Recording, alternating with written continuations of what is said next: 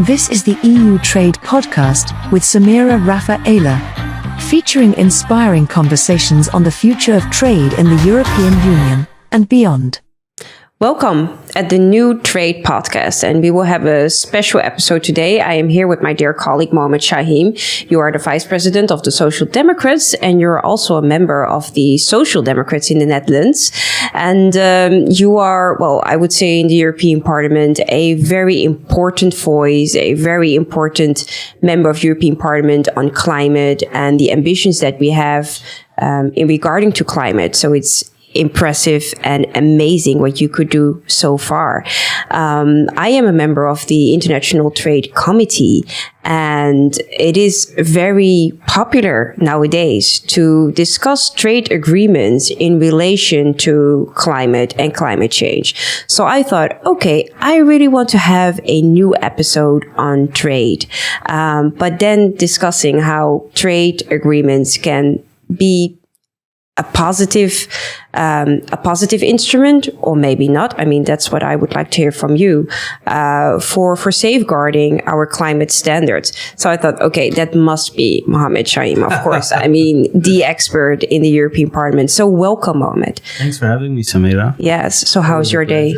Pleasure. So it's fine. You know, preparing for the summer break. Yes. Still a lot of work to do. Yes. Before that break, but I think for you, it's the same. I don't know. Yes. Your day? Yes, it's the same. Well, it's been a trade day today, so I was in the committee on international trade, and yes, of course, what I notice in this trade committee is that we discuss climate standards more and more. So it's becoming a very important condition for closing new trade agreements. So from your expertise, in general, how do you look at trade here in the European Parliament?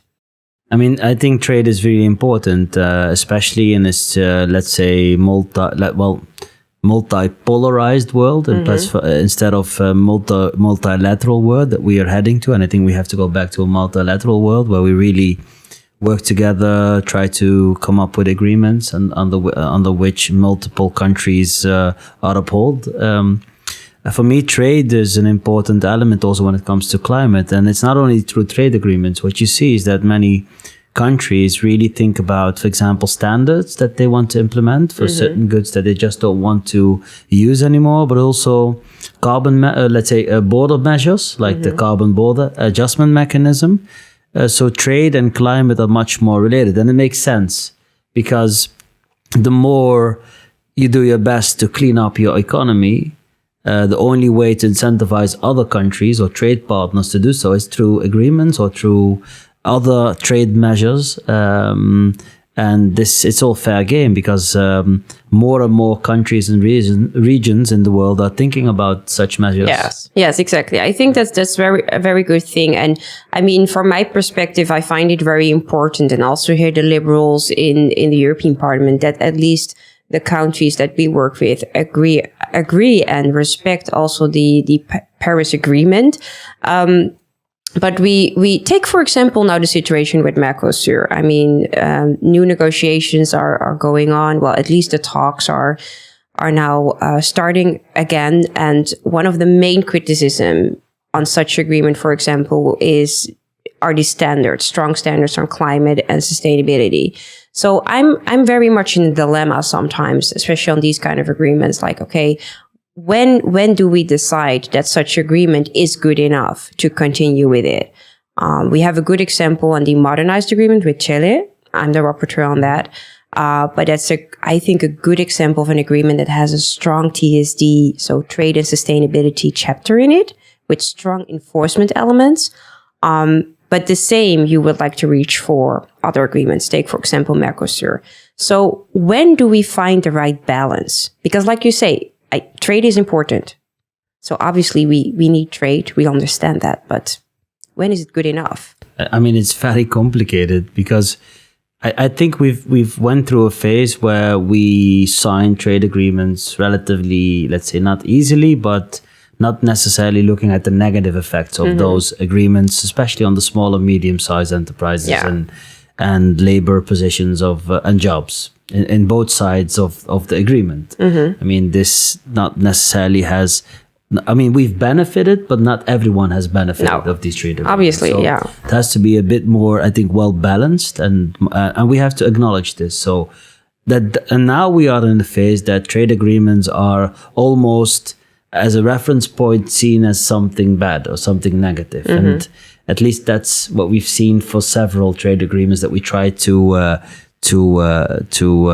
finalize. I think now we're back at, okay, especially looking at what happened geopolitically, seeing that maybe some of the partners that we used to trade with leaving or making us not trade with them anymore. That could also be, I think, the case. And now we have to reassess. I think trade is important, and we have to understand who do we want to trade with. And yes, your trade partners are never perfect. But that doesn't mean you should not have a relation with them. And this discussion under which conditions can we create these trade agreements, it's an open discussion. For me personally, I really believe that we could accelerate our climate goals and, incentivize other countries to follow our decarbonization path. But you need to, give them something worth going that direction. Yes. And I think a trade agreement would be one of those elements that we could put on the table. Under which exact conditions, Samira, we need people like you and other colleagues that are experts in the INTA, in the International Trade Committee. It's up to you. And what we do as, let's say, the more environmental and climate members of parliament, we assess to what extent these trade agreements are fulfilling or are guaranteeing these trade agreements and climate agreements. But at the end of the day, every company has to do their own due diligence and make sure that the products that they make fulfill the goals that they set in their when presenting their plans. Exactly. I mean, that's very important that we're now working on. So we're working on due diligence, like basically new rules for companies to make sure that they uphold, for example, these climate standards. What I find a complicating factor here is that I noticed during my missions to, for example, some African countries, they speak to us about it. They speak about indeed the new rules that we decide on when it comes to climate standards, when it comes to pollution, when it comes to having respect for nature. But they do say, well, look, these are your standards, and we might not be at the same level yet. So how can you expect us, or how can Europe expect from us that we already have strong, trade and sustainability provisions in our agreement, because we're not at the same level yet, but you're demanding too much when it comes to sustainability and climate. Do you have any ideas on how we can encourage also these countries to become at the same level? Because otherwise it makes it hard to trade with them. I mean, it always depends on the sector, or maybe even on the product. Yeah. But at the end of the day, what I'm a bit worried about, and I had this with the carbon border adjustment mechanism. Exactly. Should we exempt certain countries from this policy? They mentioned this topic a lot, but maybe you can explain also for our listeners and watchers exactly what this instrument is about. I mean, in a nutshell, 15 years ago, we started with the European emission trading system, which means that European producers started paying a price for the carbon that they emit. Yeah. And now we are hitting prices just below 100 euros per ton CO2. It's the best working CO2 market in the world. And it's market-based. So there's a cap, a number of amount of allowances that can be sold. Partly they are given for free. And then they need to be, let's say the rest needs to be paid for or bought for in the market, the emission trading system market. So what we want to do is we want to really make the polluter pay in the EU, and we're going to phase out the so-called free allowances that companies get for free. But in order to make sure that there's a level playing field, we introduce a CO2 price for importing products.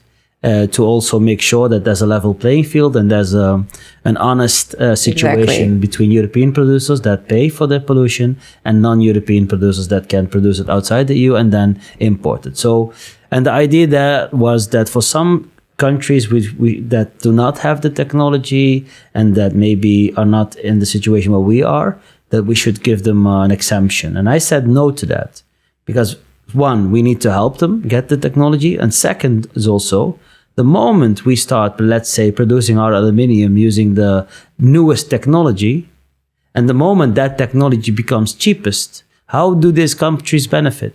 They will be lacking behind also technology-wise. So what I believe in is we need to get them with us already and help them decarbonize today so that tomorrow they have the same knowledge and the same technology available to them as we have. Yeah.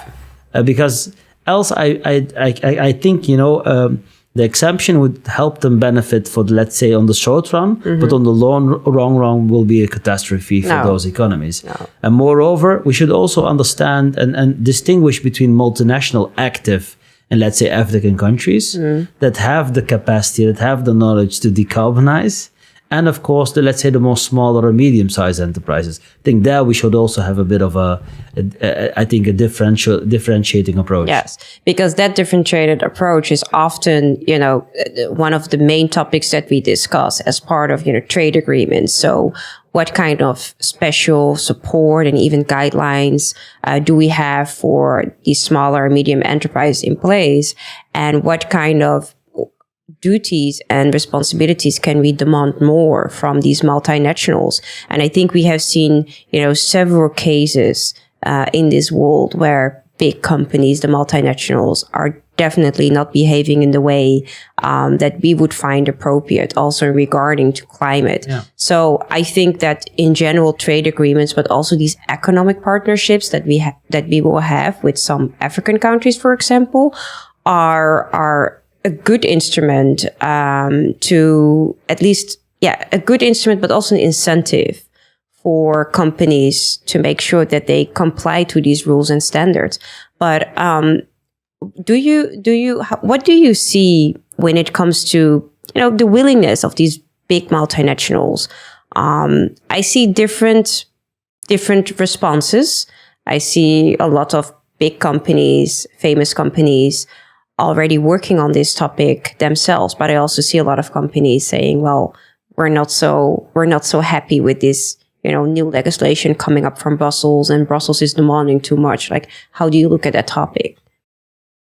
I mean, I think they should produce the same quality and environmental and social respectable products in Europe as they do in other regions in the world. And this is not the case. I'm going to tell you an anecdote. When I grow up, my father used to, some family members, I have a Moroccan background, Yeah. some family members always preferred to have, for example, a television from the Netherlands. The same television that you could also buy in Morocco. Yeah. Same helpful fridges. And always I thought, like, why are you so, obsessed by, you can just go to the supermarket in Morocco and buy the same product.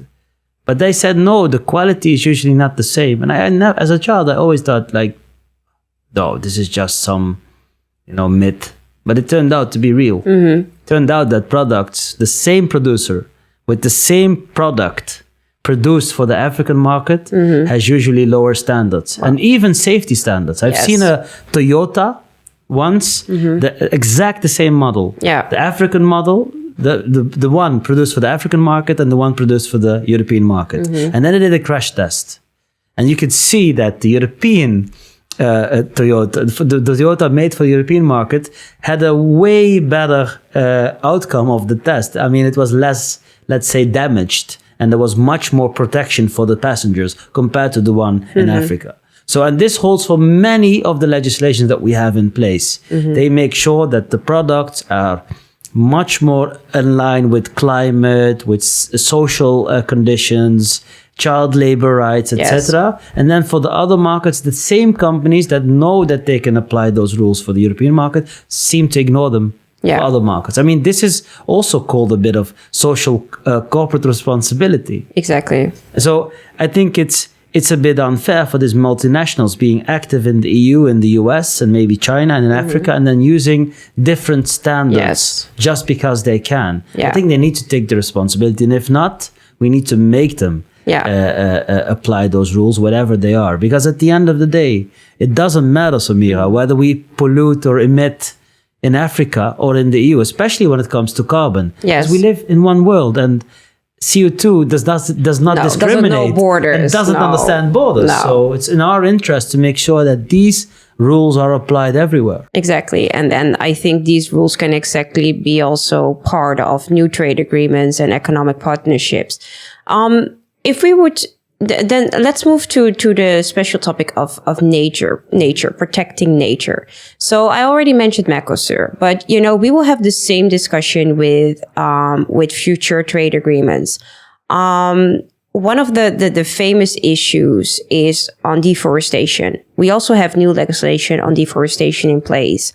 That is also a trade instrument that can also be used as a trade instrument to safeguard and make sure that we protect our nature. We recently had the whole debate and vote on the nature restoration law. So, in regards to deforestation, what do you see and what do you think is so complicated about the behavior of companies here? It's a very complicated topic also, I think, because we're trying to finalize the deforestation legislation in the EU and understand that, the implications to member states and also to, let's say, non-European regions can be differently just because of the characteristics of a country. And we need to take this into consideration. Mm-hmm. At the same time, you can only tackle climate change when your natural ecosystems are, let's say, at a certain level. They are basically two sides of the same medal, because natural-based solutions are the cheapest and most efficient way to decrease CO2. So deforestation is something we need to take serious, not only because it's good to improve ecosystems, it's good for nature, it's good for the biodiversity, but at the same time, it's a very strong measure to basically decrease CO2 in the air. It's air capture. So I take this very serious. At the same time, we need to have these almost maybe even bilateral talks to understand how this legislation, what the goal of the legislation is, and what the practical implications of the legislation are. And this is something I think for the Commission to fully understand, and of course talk to countries to see to what extent we can accommodate them. Because if they really would like to improve forestation, but somehow rules have a strange implementation or effect on their country, we should be open and talk about it. But I really believe that I take this very serious. Yes. And I think it could also even help reforest many regions in the world that have problems with either too much water, trees could help, or too less water, trees can help. Trees are wonderful. Exactly, and so much needed. And I think we often underestimate the importance of trees because it literally gives us life. I was in Brazil and they were telling me about this. It was a very interesting place, Belém, I think it's called, and there was this mother tree that the farmer was telling me about, and she said this tree is very important for us because when there's too much water, it takes it in, and then when there's too little, it gives water to the whole, almost her whole land that she was working on. And they understand these people that really need nature to produce and to be economically viable, but then in synergy with nature. Exactly. And this is, I think, something we can also improve in and that EU. We can learn from, I think, Definitely. also more in the EU. Yeah. In Europe in general. So, because what I find very important about this deforestation legislation is that we do not want to allow any products anymore on our market that are coming forth out of deforestation. I mean, that is, I would say, the main ambition that we want to, make sure that our internal market is clean from, in this case, then deforestation practices, so harmful practices to nature, but we're also working on a new law on forced labor, for example. We do not want any products anymore coming forth out of forced labor. So it's all part of an assertive trade toolbox that we're trying to achieve. But we come to the constantly to the main issue here, and that is, okay, what kind of rules and standards can we propose to the companies to comply with?